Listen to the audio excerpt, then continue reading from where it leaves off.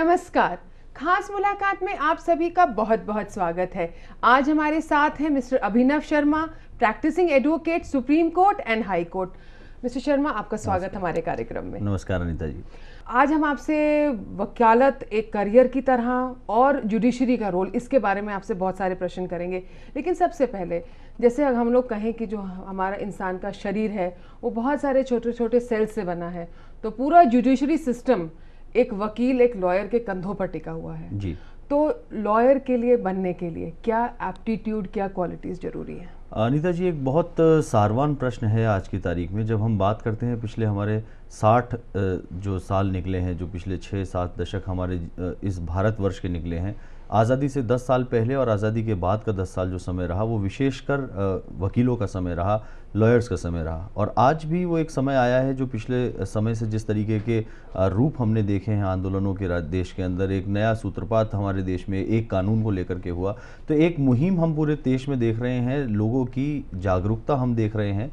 निश्चित तौर पर कानून का आधार स्तंभ, बिल्डिंग ब्लॉक्स जिसे अंग्रेजी में हम कहते हैं, वो वकील हैं जी। उन्हीं वकीलों में से चुन करके जो लोअर जुडिशरी में जजेस जाते हैं, उन्हीं वकीलों में से चुन करके हायर जुडिशरी में जजेस जाते हैं, उन्हीं वकीलों में से लोग निकल के लॉ कमीशन में जाते हैं रिटायरमेंट के बाद में। तो इस प्रकार पूरी जो चेन है हमारे यहाँ न्यायिक प्रणाली की, वो एक वकील के आधार स्तंभ पर टिकी है। और आवश्यक है कि हम राष्ट्र के निर्माण में अगर किसी व्यक्ति की भागीदारी बहुत ज़्यादा समझते हैं, किसी प्रोफेशन की भागीदारी बहुत ज़्यादा समझते हैं, तो वकालत का पेशा है। निश्चित तौर पर न्यायपालिका का जो अभिन्न हिस्सा, 4 हिस्सों को जो हम विधाओं में बांटते हैं कि हमारा पूरे लोकतांत्रिक व्यवस्था जो है जिन 4 स्तंभों पर टिकी है, न्यायपालिका उनमें एक बहुत बड़ा स्तंभ है। बिल्कुल है। तो ऐसी कौन सी क्वालिटीज एक लॉयर में होनी चाहिए? जैसे कई बार हम बात करते हैं एप्टीट्यूड ऑफ अ टीचर और क्वालिटीज ऑफ डॉक्टर और may be even a politician, लेकिन वकालत करने के लिए ऐसा अगर एक कोई बच्चा है, उसमें ऐसी क्या क्वालिटीज हों कि वो सोचे मैं वकील बन सकता हूँ? देखिए, जो जिरह और बहस ज़्यादा करता है, अब कहा जाता है कि जो ज़िद्दी है वो जिरह बहस ज़्यादा करता है, लेकिन एक वकील का ये सबसे बड़ा गुण होता है कि वो जिरह बहस कर सके और उसको एक लॉजिकल तरीके से कर सके। तो वो व्यक्ति जिसके अंदर लॉजिकल तरीके से अपनी बात को रखने का एप्टीट्यूड शुरुआत से हो, वो व्यक्ति निश्चित तौर पर एक अच्छा वकील बन सकता है। यानी अपनी बात को कहिए, दमखम के साथ कहिए और एक लॉजिक के साथ कहिए, ताकि सामने वाला आपको कटाक्ष ना कर सके, आपको रेसिप्रोकेट करे तो उसे सोचना पड़े 2 बार कि मैं जो बोल रहा हूँ वो ज़्यादा गलत है या वो जो बोल रहा है वो ज़्यादा सही है। मतलब we are not just talking about argument. Yeah, we are not talking about argument. The precise question is of interpretation. यानी जिस व्यक्ति को किसी बात का अर्थान्वयन करना अच्छा आता है, इंटरप्रिटेशन करना अच्छा आता है, वो व्यक्ति निश्चित तौर पर एक अच्छा वकील हो सकता है। वकालत करने के लिए मतलब कितने साल लगते हैं? What are we talking about? Career को स्टार्ट करने के लिए कितने साल का पहले यूनिवर्सिटी कोर्स है या डिग्री कोर्स है? देखिए, लॉन्चिंग पैड तो हमारे पास जो है वो यूनिवर्सिटी एजुकेशन है। आज नेशनल लॉ स्कूल का पिछले 15-20 साल में अगर हम देखते हैं तो एक नया कंसेप्ट शुरू किया गया कि 12वीं करते के साथ ही बच्चे को 5 साल के लॉयर कोर्स में 5 ईयर्स का जो लॉ कोर्स होता है उसमें डाल दिया जाए। बच्चे वो क्लैट वगैरह के प्रिपेयर करते हैं। निश्चित तौर पर उसके लिए एक पहले एक प्री टेस्ट करते हैं, उसके बाद अलग अलग कॉलेजेस जॉइंट टेस्ट होते हैं। नेशनल लॉ यूनिवर्सिटीज़ हैं, कुछ प्राइवेट इंस्टीट्यूशन में भी 5 ईयर लॉ कोर्स खोल दिया है। यूनिवर्सिटीज़ ने भी 5 वर्षीय जो एक पाठ्यक्रम है विधि का, वो उसको इंट्रोड्यूस किया है। इसके साथ साथ 3 साल का जो इंटीग्रेटेड कोर्स है, बेसिक चीज़ जो हमारी सिलेबस में इंटीग्रेटेड है, यूनिवर्सिटी एजुकेशन में पिछले लंबे समय से जुड़ाव है जिसका, वो है 3 वर्षीय पाठ्यक्रम। ये एक पाठ्यक्रम है जब आदमी ग्रेजुएशन की अलग अलग विधाओं से निकल के आता है और फिर वो विधि का स्नातक करता है। हाँ, मतलब जरूरी नहीं कि हर कोई 12th के बाद या निश्चित तौर पर 17-18 साल की उम्र में ले ये डिसीजन।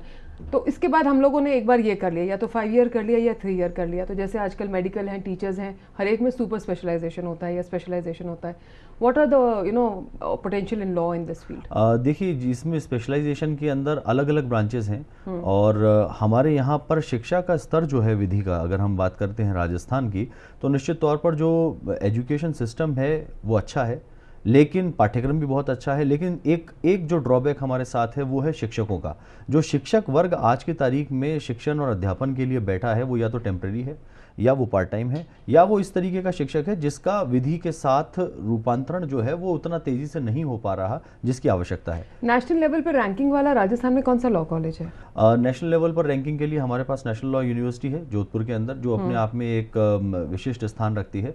और मैं नहीं समझता कि किसी संस्थान की रैंकिंग से कोई बहुत ज़्यादा प्रभाव पड़ता है। सवाल ये होता है कि वो संस्था अपना प्रोडक्ट कैसा निकाल के दे पा रहा है। आज एक स्टूडेंट निकल रहे हैं, हम बात करते हैं राजस्थान विश्वविद्यालय के विधि विभाग की, मान लीजिए बात करते हैं, हैं, वहाँ से स्टूडेंट निकल रहे हैं, और जितने भी पढ़े लिखे लोग वहाँ से निकल रहे हैं, विधि के स्नातक निकल रहे हैं, उनमें से अधिकांश आज राजस्थान की न्यायपालिका को सुशोभित कर रहे हैं। जोधपुर से जो निकल रहे हैं वो भी वहाँ पहुँच रहे हैं। तो निश्चित तौर पर हम ये कह सकते हैं 2 संस्थान जो बहुत अच्छा काम कर रहे हैं, जिनसे बहुत अच्छे रिजल्ट्स आ रहे हैं। लेकिन फिर वही बात वहाँ आती है कि हम और जो जनरेशन दे रहे हैं, चंद चुनिंदा लोगों को जुडिशरी के अंदर बिठा देना या वकालत के प्रोफेशन में एस्टेब्लिश करा देना पाठ्यक्रम का उद्देश्य नहीं है। इस पाठ्यक्रम का उद्देश्य बहुत व्यापक है। हम शिक्षक भी देना चाहते हैं, हम अभ्यर्थी भी देना चाहते हैं जो ऐसे कंपटीशन को फाइट करे, जो रिजल्ट ओरिएंटेड हो। हम आईएएस में भी चाहते हैं कि एक लॉ ग्रेजुएट वहाँ पहुंचे। तो ये एक वाइडर डायमेंशन है। ऐसा नहीं है कि आज इंजीनियरिंग के बाद नौकरी मिल जाती है। जहाँ इंजीनियर्स हैं, आप देखेंगे जो मेरिट लिस्ट आती है आज अगर किसी यूनिवर्सिटी की, वहाँ इंजीनियर सबसे ऊपर बैठे हुए हैं, क्योंकि वो इंजीनियरिंग में अच्छी रैंक स्कोर करते हैं, लॉ में एडमिशन लेते हैं, लॉ इंटीग्रेटेड इंजीनियरिंग हो गया है,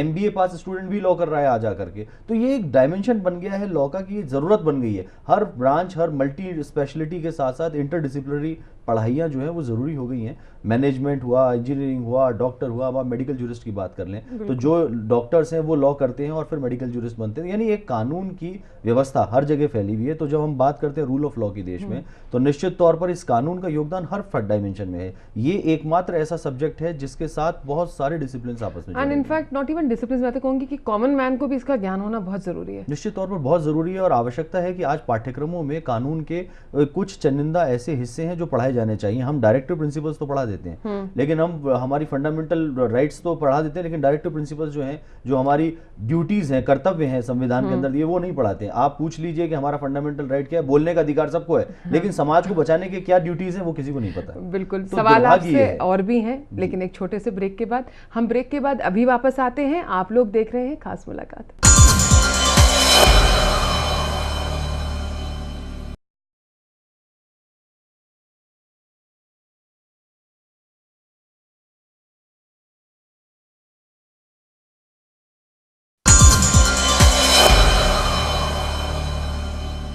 ब्रेक के बाद आप सभी का स्वागत है।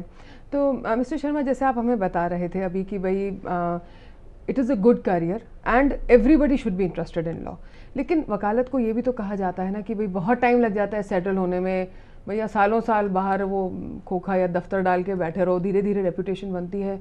तो एज अप्रेंटिसेस लॉयर्स की क्या जगह है, एंड एक अपने करियर को बूम स्टार्ट देने के लिए आप क्या एडवाइस देते हैं यंग लॉयर्स को? अनीता जी, ये एक बहुत अच्छा सवाल है। अगर हम वकालत के प्रोफेशन की बात करते हैं तो वकालत में निश्चित तौर पर जो नए आगंतुक हैं या न्यू कमर्स, जो हमारे न्यू एंट्रेंट हैं, उनके लिए बहुत मुश्किल काम है। अगर जब तक आपको एक, जिसे कहते हैं, एक सारथी और गुरु का होना बहुत ज़रूरी है वकालत लेकिन में सभी में जरूरी है शायद। निश्चित तौर पर है, लेकिन वकालत के प्रोफेशन में देखिए कि आप अपनी इंटीग्रिटी को तब जमा, आपके पास डायरेक्ट केसेस नहीं आएंगे कहीं से भी। जब तक आपकी गुडविल स्टैब्लिश नहीं होगी तब तक आपको कोई पहचानेगा नहीं। जब तक आपकी पहचान नहीं बनेगी आप स्टैब्लिश होंगे नहीं।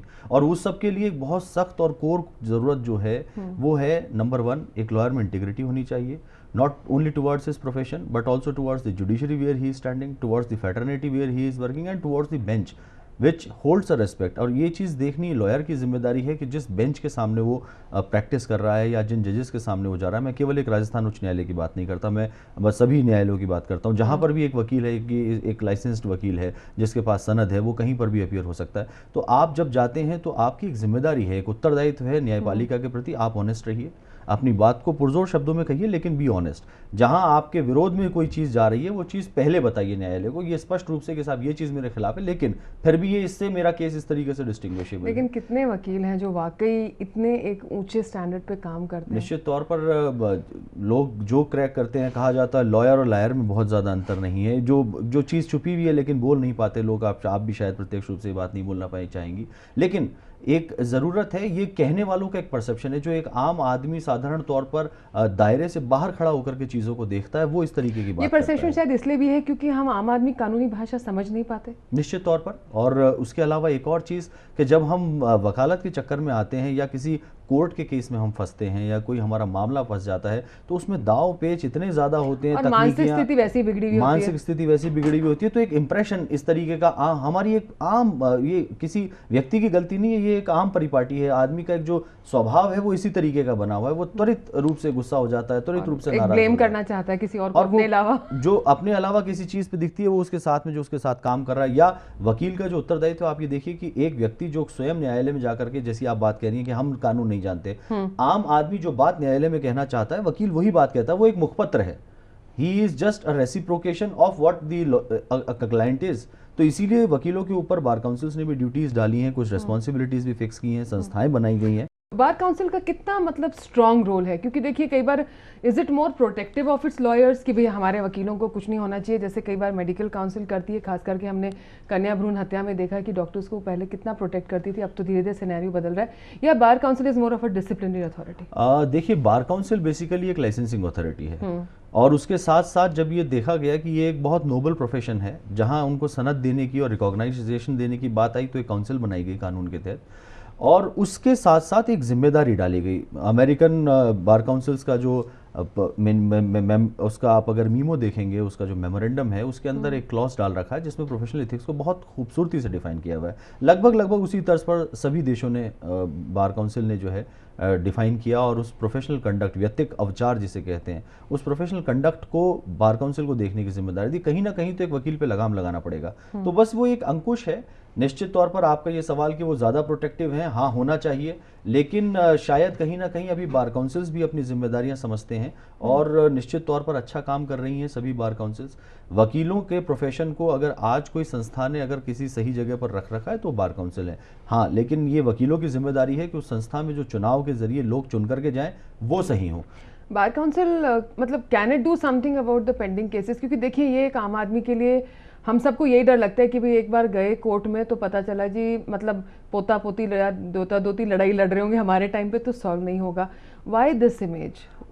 ये भी एक, देखिए, एक परसिस्टेंट सवाल है। ये हमारी न्यायपालिका में इस व्यवस्था को लेकर के बार काउंसिल अकेली कुछ नहीं कर सकती। बार काउंसिल, जैसा मैंने अभी पहले भी कहा, एक रजिस्टरिंग अथॉरिटी है, एक डिसिप्लिनरी अथॉरिटी है, जो रजिस्ट्रेशन देती है, लाइसेंस देती है, सनद देती है, और फिर ये देखती है कि वो काम सही ढंग से हो। कौन कर सकता है इस काम को? इस काम को करने के लिए निश्चित तौर पर बहुत ज़्यादा हल्का काम जो कर सकते हैं वो लिटिगेंट खुद कर सकते हैं। एक हमें ध्यान पड़ता है कि जब यहाँ राजस्थान में विधिक सेवा का कानून का जब सूत्रपात हुआ, और 1996 से लेकर के जब विधिक सेवा प्राधिकरण ने काम करना शुरू किया, तो honourable mister justice Shiv Kumar Sharma ने एक नारा दिया कि काम करने से, आप किसी मुकदमा करने से पहले मिल तो लें। तो ये जब ये इस तरीके की बात न्यायपालिका से आए, और आज हम देखते हैं कि किस तरीके से alternative dispute resolution mechanism ADR व्यवस्था में आया है, तो इसका एक बहुत बड़ा रोल है। लेकिन ये ADR केवल किसी भी प्रकार से, जैसा एक बहुत बड़े विधि के विशेषज्ञ उपेंद्र बख्शी, उन्होंने कहा जुडिशियल टूरिज्म है, तो वो एक क्रिटिसिज्म इसका आने लग जाता है कि विधिक सेवा और विधिक सहायता के नाम पे जुडिशियल टूरिज्म ना हो। उन चीज़ों को भी रिस्ट्रिक्शन हर जगह है। जहां हम अच्छा काम करने जाते हैं, कहीं ना कहीं कोई ऐसी चीज़ आती है जिससे उसका कटाक्ष होना शुरू हो जाता है। तो एक इस डिस्प्यूट को कम करने का सबसे सरल साधन जो है वो है मध्यस्थता। आपसी रजामंदगी से जो मुकदमे निबट सकते हैं, वो किसी न्यायपालिका के अंदर, किसी भी व्यवस्था में, चाहे हम भारतवर्ष की बात करें, चाहे किसी और देश की बात करें, इन व्यवस्थाओं में लड़ाई झगड़ों का कोई अंत नहीं है। जब तक आप लड़ना चाहें आप तब तक लड़ सकते हैं, जहां तक मध्यस्थता से चीजें सुलझ जाएं, और वो बहुत अच्छी होती हैं। मध्यस्थता से आई थिंक वकील भी पहले यही कहते हैं कि जी आपस में सुलझा लो। निश्चित तौर पर ये वकीलों की भी एक जिम्मेदारी होनी चाहिए कि वो जब मामले को आए, और मैं ये समझता हूँ कि एक वकील की बहुत महती भूमिका है इस चीज़ के अंदर। जब मुकदमा न्यायालय में आता है, हम एक दूसरे को बहुत अच्छे से जानते हैं। याचिकाकर्ता आपस में जरूर लड़ते हैं, लिटिगेंट्स आपस में जरूर लड़ते हैं, लेकिन वकील आपस में नहीं लड़ते। नेचुरली वकील चाहे तो एक प्लेटफॉर्म दे सकते हैं, एक अच्छा अपॉर्चुनिटी दे सकते हैं, और ये वकीलों का उत्तरदायित्व होना चाहिए। फीस आना, प्रोफेशन करना, और इसको एक बिजनेस के रूप में एस्टैब्लिश करना एक अच्छी बात है, लेकिन उसके साथ साथ एक बहुत बड़ी जिम्मेदारी भी इस न्यायिक व्यवस्था के लिए वकीलों के ऊपर है, उसे हमें समझना चाहिए। और स्टेट एक लिटिगेटिंग पार्ट बहुत बड़ा है। हमें ये भी देखना पड़ेगा कि जो अंबार है याचिकाओं का, उसमें निश्चित तौर पर दूसरा पक्ष राज्य सरकार होती है। तो राज्य सरकारों की पॉलिसियां भी बनी है, भारत सरकार ने भी बनाई है, राजस्थान सरकार ने उसको फॉलो किया है। लेस लिटिगेशन की एक पॉलिसी है, लिटिगेशन कम करने की पॉलिसी है, लेकिन उस पर काम करना बहुत जरूरी है। कानूनों को रूपांतरण बहुत हो रहा है, तेजी से समय बदल रहा है, लेकिन लॉ कमीशंस की जिम्मेदारियां बहुत हैं। सवालों का सिलसिला जारी रहेगा, लेकिन एक छोटे से ब्रेक के बाद। हम ब्रेक के बाद अभी वापस आते हैं, आप लोग कहीं जाना नहीं।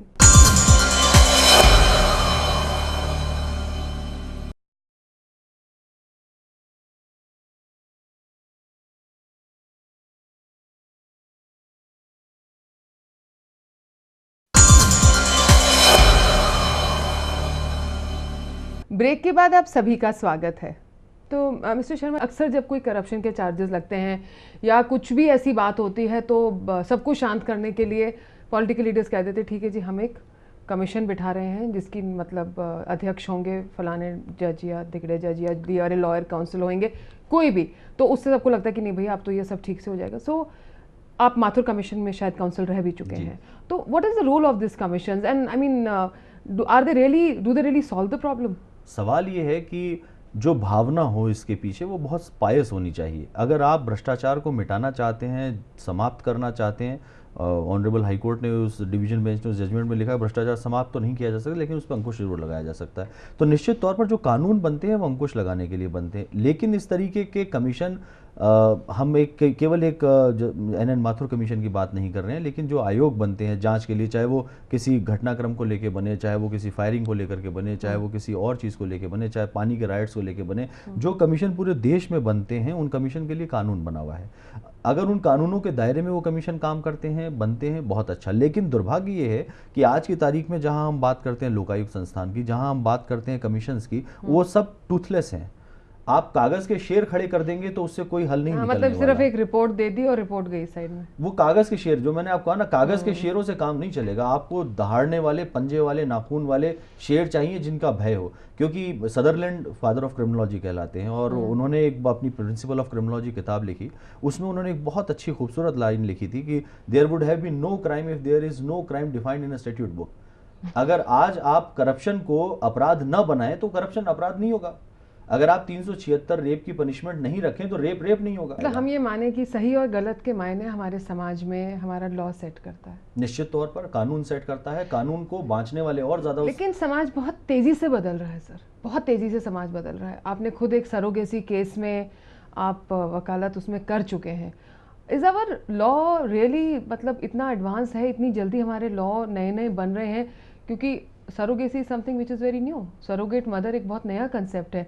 तो आपको क्या प्रॉब्लम फेस करनी पड़ी एंड क्या लॉ वाकई हमारा कानून इतनी तेज चल रहा है? और ये बहुत एक अच्छा सवाल है अनीता जी। देखिए इसमें क्या होता है कि कानून तो बदल रहा है, समाज बदल रहा है, उसके साथ साथ कानून बदल रहा है, और हमारी जो संस्कृति और सभ्यता है वो भी बहुत तेजी से बदल रही है। आप ये देखिए पिछले जो 20 वर्ष निकले हैं, पिछले जो 2 दशक निकले हैं, उसमें एक जमीन आसमान का अंतर हमारी संस्कृति में आया बिल्कुल आ गया। हम जो बाहर के कंसेप्ट को अंदर लेकर के आए हैं और हमारे कंसेप्ट को हम काफी हद तक बाहर पहुंचा पाए हैं, उन सारी चीजों का हमारे डे टू डे लाइफ पर बहुत असर पड़ रहा है। लेकिन एक दुर्भाग्यपूर्ण बात यह है कि कानून उस तेजी से उस चीजों को चाहे हम साइबर क्राइम की बात करें, चाहे आपने जैसी ये बात करी सरोगेसी की बात करें, जापान से वो एक मैटर आया था, हमें याद पड़ता है, वो बेबी माझी यामाडा का केस था जिसको हमने किया था। आई थिंक पेरेंट्स का डिवोर्स हो गया था। पेरेंट्स का डिवोर्स था, हस्बैंड यहाँ आए, हस्बैंड ने उसको एक किराए की कोख लेकर के बच्चा जन्माया आनंद के अंदर। फिर वो जयपुर भी आए, राजस्थान में बहुत लंबा आंदोलन चला, फिर हमने एक रिट पिटीशन फाइल करी उस बच्ची के राइट्स के लिए। तो ये एक इंटरनेशनल फिनोमिना है और आज दिन तक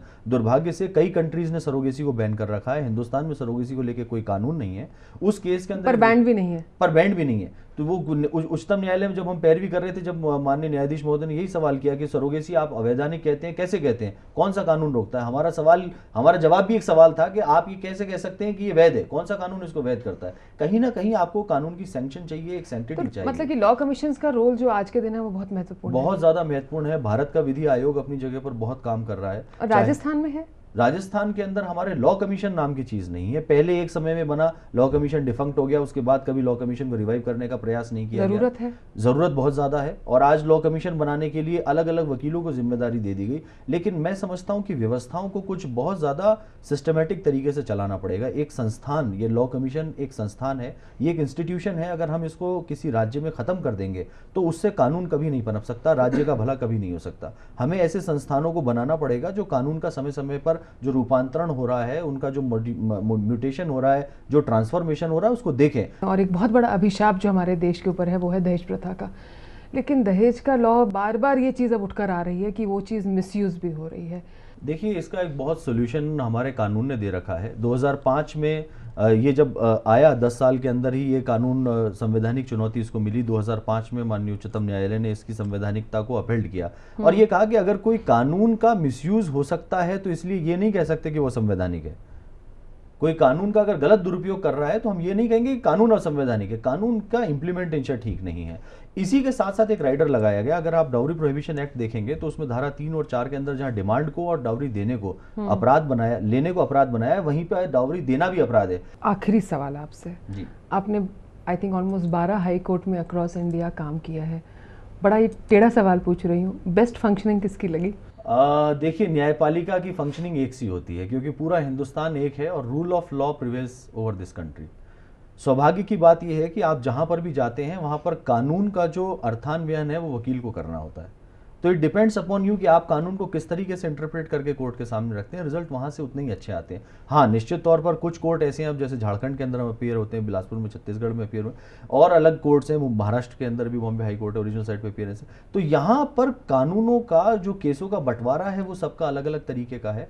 कोर्ट्स में केसेस का नंबर कम है तो नंबर भी आ जाता है, कई जगह पर केसेस की संख्या बहुत ज्यादा है, डिपेंड्स ऑन कितना पुराना कोर्ट है। तो उस तरीके के मामले हैं। एक चीज मैं यहाँ जरूर कहना चाहूंगा, पूरे हिंदुस्तान के अंदर एक जजमेंट हुआ, सलेम एडवोकेट बार एसोसिएशन का एक मैटर आया ऑनरेबल सुप्रीम कोर्ट के सामने। उसमें एक लॉ कमीशन की रिपोर्ट बनाई गई और उसमें कहा गया कि हम केसेस को फास्ट ट्रैक, स्लो ट्रैक और मीडियम ट्रैक में बांटना चाहते हैं। राजस्थान हाईकोर्ट ने सितंबर 2006 के अंदर इस तरीके के नियम बनाए और नियमों के इंप्लीमेंटेशन के लिए मैं खुद लड़ता हुआ सुप्रीम कोर्ट तक गया, राजस्थान उच्च न्यायालय ने कहा हम इंप्लीमेंट करेंगे, लेकिन कहीं ना कहीं हम देखते हैं कि कानूनों के इंप्लीमेंटेशन में बन तो जाते हैं, उनकी एक नेचुरल हिंड्रेंस उसके अंदर आती है।